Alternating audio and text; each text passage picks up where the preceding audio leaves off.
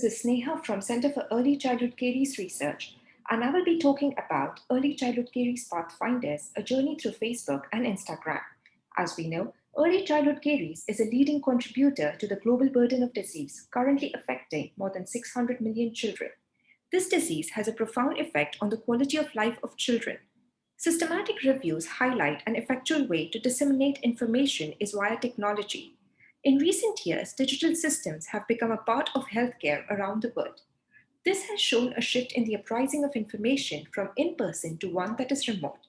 Thus, I will be talking about social media landscape which are available today and the journey of ECC Pathfinders posts. Social media today is a top driver for delivering evidence based recommendations, promoting public health, to gather information by using polls, and for patient education. We have moved from people has people to people has data and people has designers.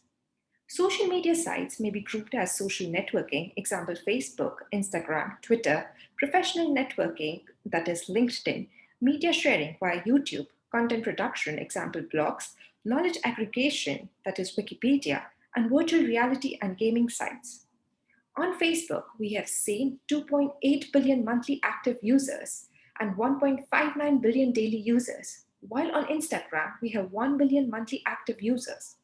As a metaphor, director Clement Moraine translated the opening sequence of television series Game of Thrones to some frequently used social media tools, whereby the name of the Houses of the Realm has come into play. Center for Early Childhood Caries Research is an exclusive, dedicated research center on early childhood caries in Asia, which was set up in 2018. To answer the unanswered questions pertaining to the causation and prevention of this disease, efforts have been taken to resolve them in succession by working on projects like Ox's contacts, feeding at sleep time, aberrant traits of primary molars, cusp of Caribri susceptibility to dental decay, to name a few. To disseminate this evidence based knowledge to fellow dentists and budding researchers, we sought to Facebook and Instagram because of its versatility and multiple utilities. An account was created on Facebook and Instagram as ECC Pathfinders. Posts were created by using the suitability assessment of materials method. These were posted on every Monday.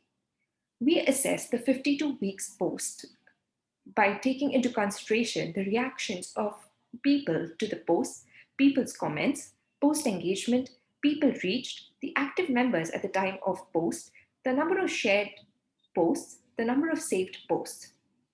We divided the post into various categories to disseminate the early childhood caries knowledge.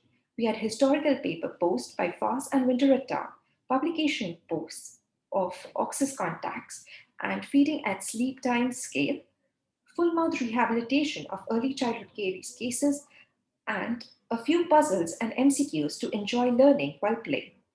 We assessed the Instagram and Facebook for 52 weeks on several parameters. In the likes to the post insight, we found that the posts on Facebook achieved more likes in the month of August. This was mainly for the Ox's contacts classification. In the month of March also, there was a higher number which was seen. This was for the feeding at sleep time scale. On Instagram, we saw the maximum likes to the posts in the month of August and March. In each of the posts, November and March had the maximum on Facebook, while on Instagram, we could do that for the first 3 months only. Post engagement was highest in March for Facebook, while on Instagram, the people who saved the post was similar for all the 52 weeks. The followers on Facebook dwindled gradually, while on Instagram, after October, the followers reached a plateau phase. The rate of engagement was thus calculated to be 0.06 for Facebook, and for Instagram also it was the same, that is 0.06.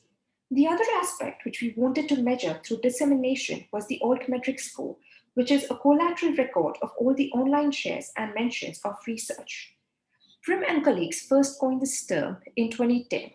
A key advantage of altmetrics is that they enable authors to see not just how many people are talking about their work, but also what is being said.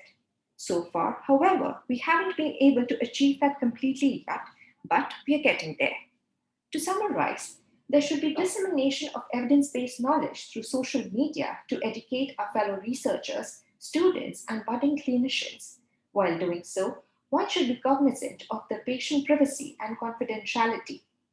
We should also look at multiple impact indicators like metrics and dimensions other than impact factors to offer a more holistic view. They say the journey of 1,000 miles begins with one step. We have taken that one step. Follow our adventure as we educate, enlighten, and entertain. Thank you. I'm open to take up questions now.